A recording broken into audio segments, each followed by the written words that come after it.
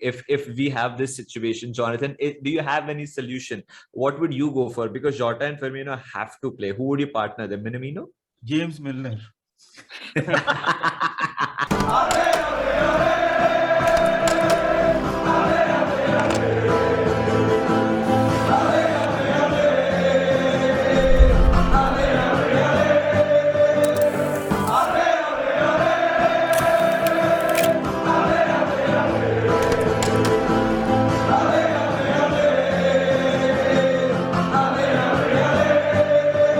2023, don't worry, the world is not going to come to an end. I mean, at least we hope that's the case. But a few contracts at Liverpool are going to come to an end. The likes of Salah, Mane, Firmino, Naby Keita, Oxlade, Chamberlain. So we're going to discuss that. And for that reason, we are joined by, of course, Nidhi, and a very, very special guest, Jonathan Higgins, joins us. Jonathan, thank you so much. Hope you're doing well. Hi, guys. Great to be on. Jonathan, what did you make of, first of all, briefly, if you can have a word about our transfer window? We extended the contracts of many players.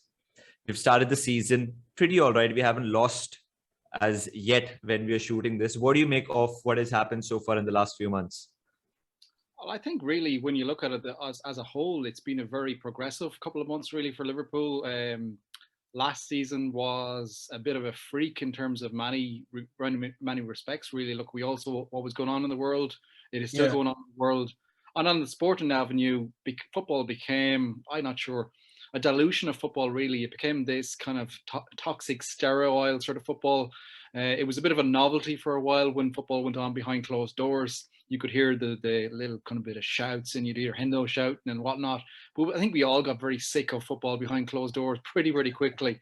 And of course, you had that, huge chunk of, look, as we all know, we're all Liverpool supporters here. That's the passion, that's identity really of the football club, and our football is based upon that. It's the perfect combination really of noise in the stands and noise on the football pitch, and a chunk of that was taken away.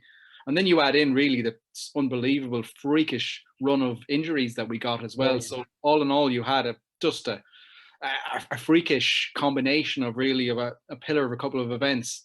And like I think most of us will want to try and forget about last season, which is unusual really, because we've been Liverpool supporters for a long time, but the last couple of years have been very much on the upward spiral. They've been very enjoyable. There's been progress made. A little bit of a wobble last season, but I think the best way to sum things up at the moment is Liverpool are back. I think it's 18 points better off than this stage last season. 15 games into the season, 11 wins, 4 draws. It's pretty much the perfect environment. And I suppose you got to add into it as well. There was a lot of Liverpool fans, and particularly the online portion of Liverpool fans, seem to be obsessed with transfers, and as opposed to all the side plots that come on as well. And I think we get jealous when other teams are making big name signings and whatnot. I think there was a little bit of lull in the summer when we didn't make that many signings really, but I think we got to look at what's been on the pitch and the players that we have and the squad that we have and the style of football that we played. And look, I know we're coming off this on the back of the disappointing result at Brighton, but look, I think we've got to be realistic as well. It's been a great start to the season. The Reds are back. The Reds are magic. We're back. Full houses, European nights at Anfield, big nights. That Milan game at Anfield was just something else. A win away to Atletico Madrid. Some of the performances we've stuffed United in their own backyard, made a mockery of them. I think everything is rosy at the moment. It's a brilliant season. The Reds are back, I think, is the best way to sum things up. Jonathan has really made me excited if I wasn't excited already about our season. But Nidhi, now, like I started the video, 5 contracts up for renewal, 2 odd years, 1.5 year remaining. We have done great work in locking in our core as well, 6 of our main players. Yeah. Now a few remain, Nidhi. What are you making of the situation right now? I mean, look, let's just address the elephant in the room first. Obviously, the biggest one is Salah, and that has been pending. But you know what? When this happened, is it though? The elephant in the room. I mean, yeah. I mean, if you're going to talk about contracts, then obviously it's the elephant in the room. But I was sort of not expecting it to happen so soon anyway, because look, his contract expires in 2023, right? He is the best player in the world, so he's going to want a certain amount of money. Now, look, I don't believe what comes out in the papers, this 400K, 500K. I don't believe it. And I have no way of knowing this as a fan. But I think that it is important that we tie him down to a contract. And I think that, with the fans coming back, with the revenue coming back, there's going to be a steady amount of money coming in. I think it will be announced in its due time. I think that FSG, business wise, they're not stupid. They know the value of Salah to the club. They know the value of Salah commercially. So I think it will be done. That's what the common sense says. The contentious part is, of course, what do we do with, of course, I hope Mane and Firmino sign contracts as well, because they are very important. And I think Mane is not getting the credit that he ought to in the start of this season. I think he has been really good. The contentious part is, of course, Keita and Oxlade-Chamberlain. What to do about those? Because we just heard today that Keita is out again for a long time, for a while. Now, there's no doubting his talent. There's no doubting how good he has been. He's been the centerpiece of our midfield so far in the season. But at some point, we have to make a decision. And again, I don't know enough to make a comment on what should be done. But either way, there has to be a solid decision to be made. Jonathan, how do you see us approaching 2023? The 5 contracts, of course, Mo Salah is the most publicized deal, which will happen or will not happen. There are other important players. Firmino is labeled as the system. Mane does contribute as well. Probably in the pecking order, Naby Keita and Oxlade-Chamberlain, their deals will be 4th and 5th. You can spin it around whatever order you want. How do you see us approaching these 5 contracts? Look, that's the age-old development, really. And I suppose this you go back to my earlier point about not really making that many summer signings, or a case we've kind of decided to firm up what we got. Look, at some stage, there's going to need to be fresh blood, probably at a more accelerated pace than what would normally happen. I think the COVID impact and then the COVID financial impact has probably hit us. I think if Klopp and Pep and Edwards and everyone else involved in that process, I think they would have targeted by this stage. I think in an ideal, if things had continued as normal, I think they would have made one or two big signings in the summer, and I think they might have just cut it away, cut a player, maybe even a big player away, and just to kind of get that cycle getting into life without it being too drastic. Where you're at a situation now where you have the 4 or 5 players that we're talking about, and then have to go, oh no, what's going on here? We need to move from here. So it is going to be a slight bit different. Look, obviously Salah is the big one. I think all the indications and all the whispers coming out from various sources is I think we will have positive news on that before long. I think that one will be okay, and I think there's a good point we made there as well. I don't think FSG are stupid enough to get rid of Salah right now either, because they know the impact and the knock-on effect.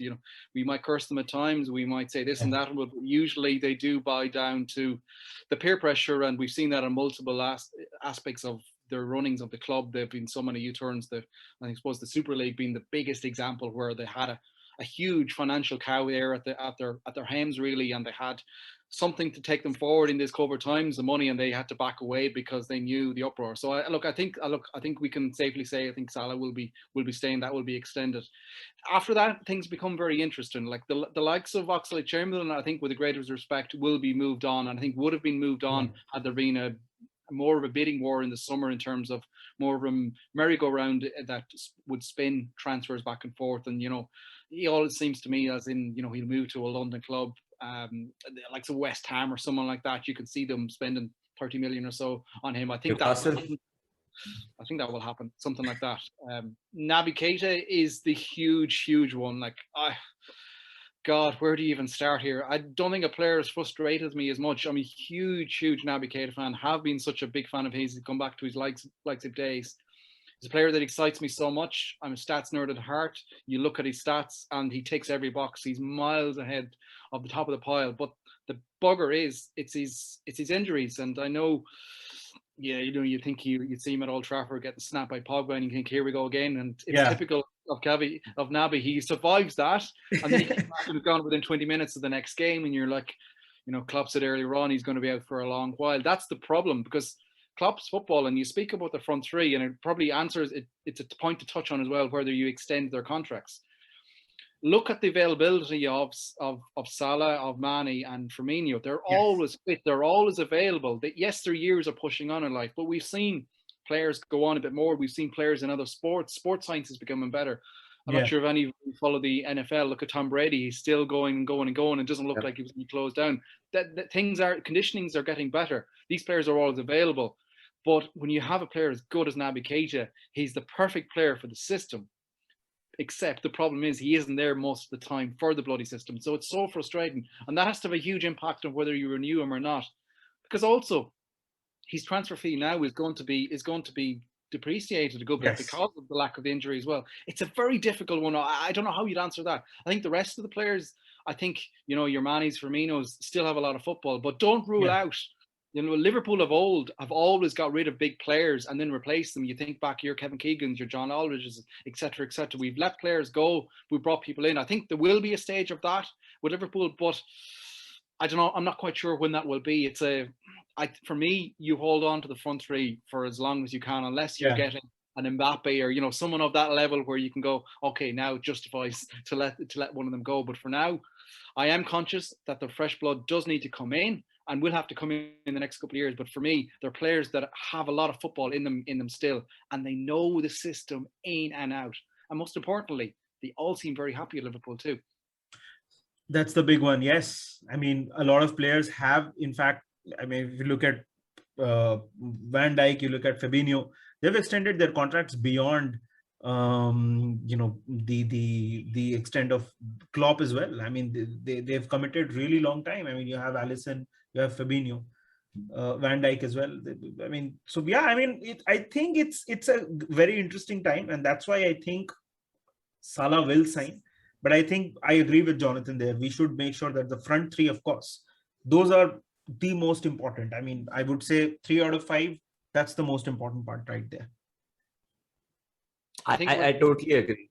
Yeah, Jonathan, please go for it. Beg your pardon. I think the greater thing is getting fresh blood into midfield, because we've seen Henderson has signed, but we've had good performances. But there's been performances this season where he's looked a little bit off, particularly I think when he's playing the number 6 role. I think those days are behind him. Look, Millie seems to be going forever, but is still pushing on. He isn't going to be available for, we're not talking here in 3-4 years' time that he's still going to be there. Jones is very much at the younger of his career, but I think it's more important to get fresh blood into midfield as opposed to the front three at the moment. I agree. I think we also need to have fresh blood up front, because I'm not saying when it comes to the starting 11, but someone who can genuinely try to make into the starting 11. At the moment, if Jota starts, the only other option is Firmino. Klopp doesn't rate Origi and Minamino in big games. It's very obvious to see. They've never started in recent history. They only start in cup games. They come on as substitutes as a last resort, not as a plan B. This is what I feel. So if we do have an option, it will be great. Young blood, but I totally agree. In midfield is where we need probably change, because Nidhi, I was having this conversation with you. I really don't know what is our go-to midfield. Okay, like, our front three is a front three. Yeah. For a matter of fact, back four, Matip, Van Dijk, Robbo and Trent. That's set. The goalkeeper is set. In the last couple of years, which we have seen the best of times, and even if you've seen the lowest of lows of last season, where our midfielders were playing centre-backs, we still haven't got that go-to midfield. Yeah, I mean, look, it is a frustrating one, because I would say that Fabinho as a number 6 is pretty much nailed on. When he's available, he should be playing. And then you look at the options we have. I mean, namely, if I have to name the top 3 options, you have Henderson, you have Keita, and you have Thiago. All 3 of them incredibly talented. I mean, Henderson fits in so well with the team. He's the glue between the midfield, defense and the attack. Keita, of course, we already discussed. I mean, what a brilliant player, but again, his injuries. Thiago, again, world-class signing. We had I mean, and you see that, right? When during the last season, towards the fag end of the last season, he was the one who made sure that, we went on that run. We secured the Champions League place. So you can't doubt the quality. But yeah, I mean, I'm inclined to say that our best midfield three, and again, this is not the only option, I would say, is Fabinho, Henderson, and Thiago. That's the midfield that I would go with. But again, I can totally see why Keita would be part of that midfield as well. But it's very difficult. So I agree with you, and I agree with Jonathan there. I think we have to move on. Ox, Keita, I don't know. It's very difficult. Coming back to the topic, sorry, needed to cut you short, Jonathan. When it comes to the transfers, when it comes to the contract situation, how much ripple effect will Salah getting the money, the deal that he wants, will have in the rest of the squad? That's just to sum things up. For example, if Salah does sign the deal, he gets 400k. Now Mane and Firmino want a new deal as well. They'll see, all right, this guy has got this money. 6 of our core players have signed long-term deals, including Fabinho, who signed till 2027. He will be earning probably 1/4 or maybe 2/5 of the money that Salah probably will be getting. Do you think our structure will allow us to be that flexible to give Salah that money and keep everything else intact? And B, how tough will it be for Jurgen Klopp to manage everyone else now? Because this team has been built on this spirit of togetherness. It's quite catch-22 really, isn't it? Really, there is the danger. Like, I think, how do I say this? If Salah wasn't the best player in the world and just knocking it out of the park week in, week out, scoring worldly, constantly being there, constantly being available, being in the fittest, strongest, most skillful player that we've seen in quite a while, that conversation wouldn't be happening right now. I believe the deal that he potentially will be getting will be restructured so that he's guaranteed a lot more of his money up front. But like, Salah is such a driven player that that's not going to matter to him most, because obviously so many Liverpool contracts are based on a sense of you score so many goals, win bonuses, etc., etc. The whole US kind of structured system. There is always a danger when you do kind of break that point really and make an exception. But I think you got to do it, or this. I think everybody can appreciate just how out of this world Salah is, and I think everybody appreciates that. And look, I know there's always the danger of, yes, that can cause rumblings when people are going for other contracts, and it is going to make a lot more difficult conversations. But I think it's helped by the fact that, as I said, he is the best player in the world, and that's so obvious as well. So I wouldn't be overly concerned like that. And plus, on that, there's nobody better than Klopp to go around and to put the arm over the shoulder and to make that moment right and sell the club. Like, you saw the way Van Dijk waited for a year, even when he had Man City and big clubs sniffing around it, but yet he waited. He pretty much put a year of his footballing life on hold just to join Liverpool. He has that. Klopp has that aura, and we saw Van Dijk come in and he's willing to come through mountains. There's a bigger conversation here, and we won't go into it today because this video will have to go on for hours, but the conversation happens about what happens when Klopp leaves, or can we extend Klopp's contract? But that's let's not go there for now, but that's the bigger concern I would have. But no, I think everything will be okay, because the big thing really is, repeat, Salah is clearly the best player in the world, so everybody knows that he will need a bigger contract. I don't think it's going to ripple down that much and cause much problems in the dressing room. It is a concern, but I have a good feeling Klopp will sort all that out. Nidhi, to end the contract situation, if we give Salah and the front three the contracts, there is a possibility that, or let me just reframe. Do you think that means another transfer window or two where we don't sign players and the online contingent at times? It's wrong to call them online contingent. There are certain set of supporters who are very desperate for us to sign new players, and there's no judging their loyalty and commitment to the club. Everyone loves the club, but we know how vocal people can be against Yeah. FSG because of the lack of signings. Now, for example, if we give Klopp the new deal, if we give these 5 guys the new deal, there is a possibility we might not have money to sign any players. Look, what does one do then? look, it's a difficult question, and honestly, I think that definitely it will have its effects. What I think will end up happening is we might see, to make sure that Salah gets the money that he wants, we might see Ox being moved on. We might see, players, certain players being moved on. We already saw Shaqiri leave the club, right?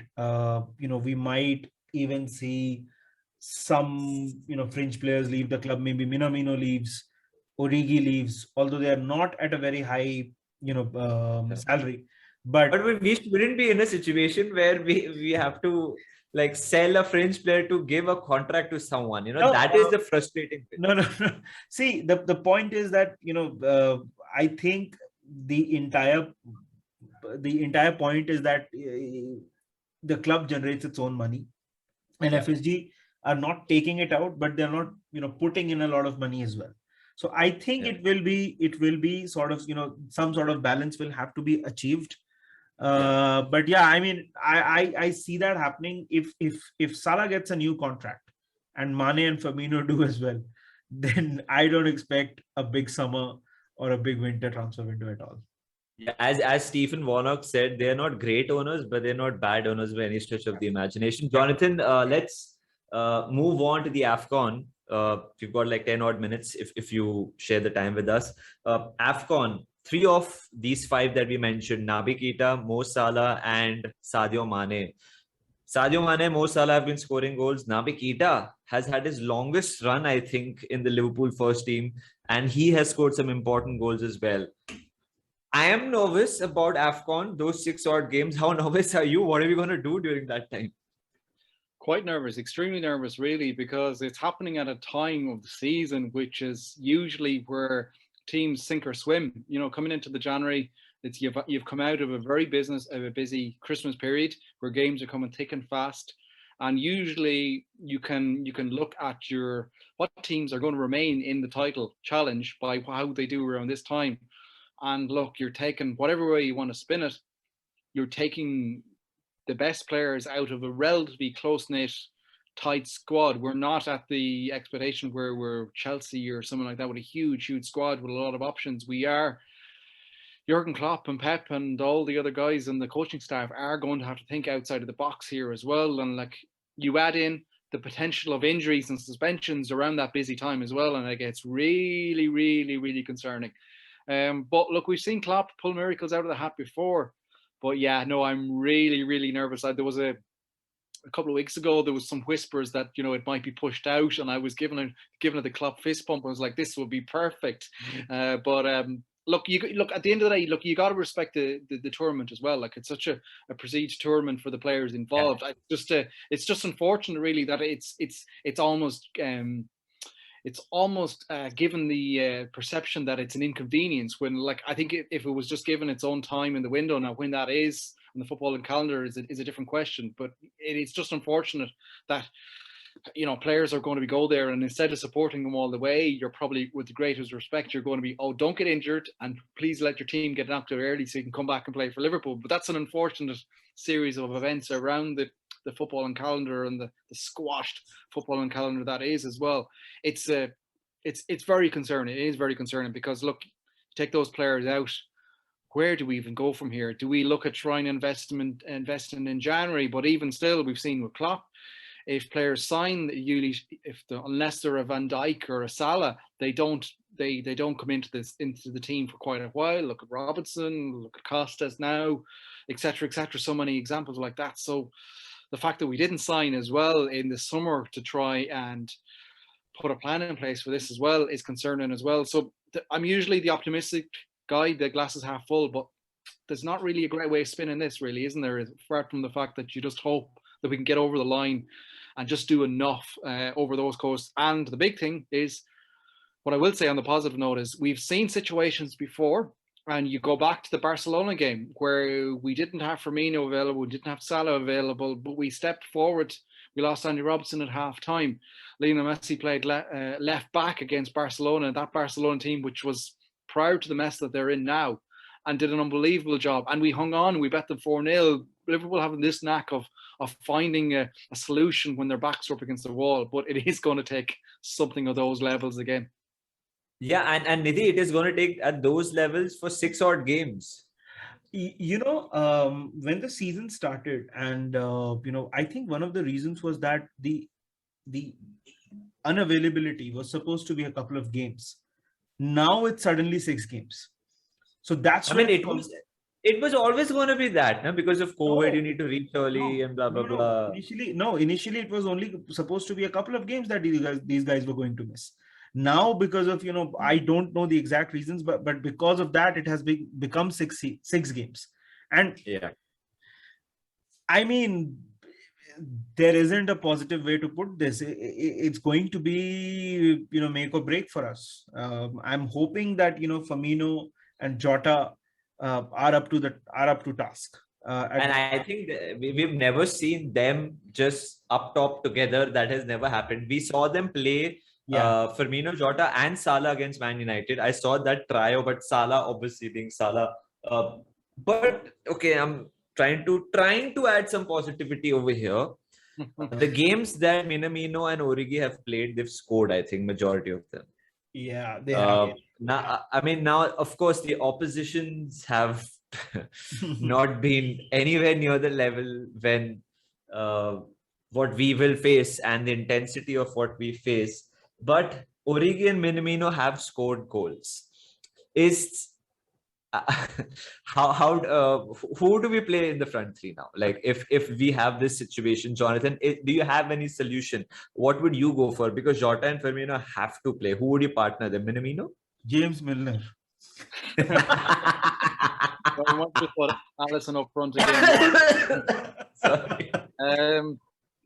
Won't be surprised if it happens. Yeah. It's definitely like we're basing this on the assumption that we don't make an addition in January, which there's still a part of us that would hope that we potentially might. The flip side is as well, we've seen Klopp in many a times, and I'm going back to United away, where a couple of years ago, where he pulled a 17-year-old kid and played him right back, and that kid didn't turn out too bad, did he? In Trent and stuff like that. So potentially there is the option of, I suppose, promoting from within. Yeah.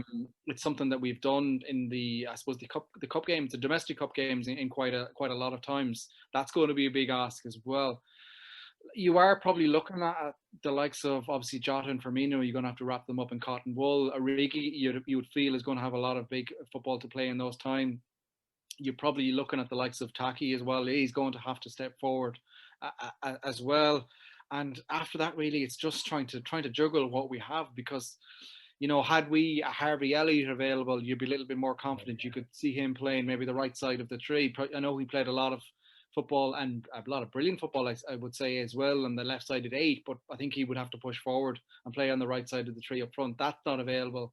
Now, actually, Chamberlain as well, as much as we say, and he might infuriate us at times, he's another player that you would imagine is going to play a lot of football during those stages as well.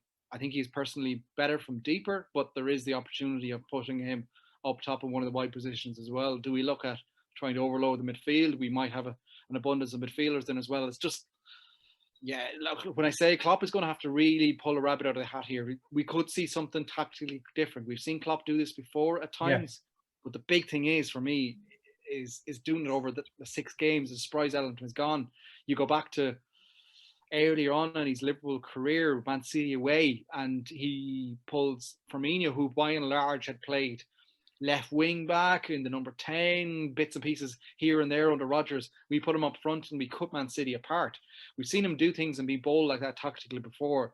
It's probably going to have to do something similar again. But no doubt you would have to hope that Klopp and his staff have something up their sleeve. They have ideas up their sleeve that they're going to try. But it's a bit difficult for us uneducated fools to try and work out what that is.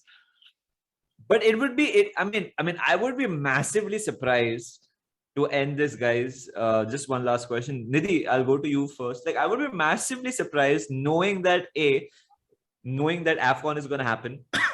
We didn't sign anyone, which is whatever the reasons are.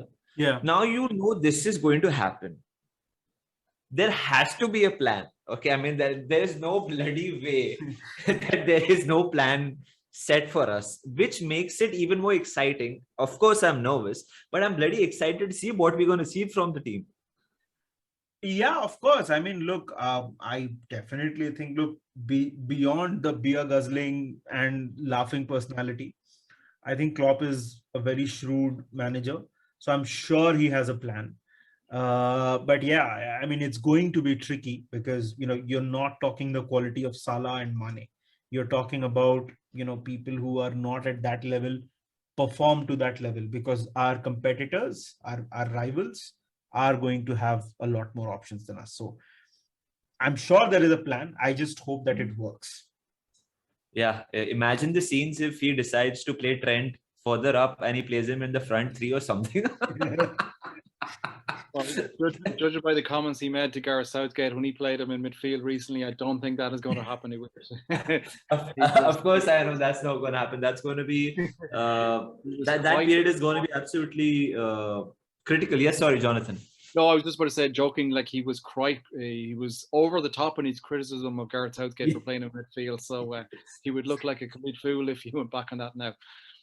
Of course, I mean that's never going to happen. But I personally think I agree with Jonathan that Origi is going to be the guy who has to step up. I mean, he has won us important games, man. Like when I think about Origi, I think about Newcastle. I think about that header against Everton, and that header against Newcastle late on. I think about Barcelona. He's bloody scored a goal in the Champions League final. Even fucking Lewandowski has not done it. Okay, so I think Divock Origi is someone we should have a bit of faith in. And you never know, Nidhi. It's time for heroes to step up. This is what this amazing club does, right? It gives opportunities and just makes heroes. What do you think is going to happen in the 6 games? How many are we going to win? What's going to happen? Or is it make or break? Is it make or break? Do you think that time we will 100% it is make or break? Look, I don't do predictions. You know, that's the only superstition I have. But yeah, it is make or break. Those 6 games will define our season. Jonathan, you think those 6 games will define our season? I think it's hard to disagree with that, particularly from the league prospects, because we've seen just how competitive and just how close we're going. You go back to 3 seasons ago now, in the unbeaten season, if you want to call it that, where it's just a couple of draws that cost us the title. Unfortunately, we're probably victims of our own success and the success of Man City in taking that levels to off the radar to levels that we've never seen in the Premier League before. Like everyone talks about the great United teams and stuff like that, the great Arsenal teams. Even the Chelsea teams probably were the start of that upward curve when they're taking to new levels, but it's just gone off another severe at the moment. And then you add in Chelsea as well, who are going to be pushing on, you would imagine that extra competition is going to take it to higher again. So the standards are huge. And the fortunate thing is there often isn't that much room for movement in terms of if you want to win the league, you nearly need to have to be winning pretty much every game. It is, and I don't think there's any way of putting around it. I think it is make or break. If we survive that period, I think we'll usually go on our big run, and like obviously there'll be Europe thrown into the mix. You're coming into around the time of the FA Cup is going. You don't know what's going to happen there as well. It'll probably be even lower down the priority list than currently is, which let's be honest isn't really that high to start off with.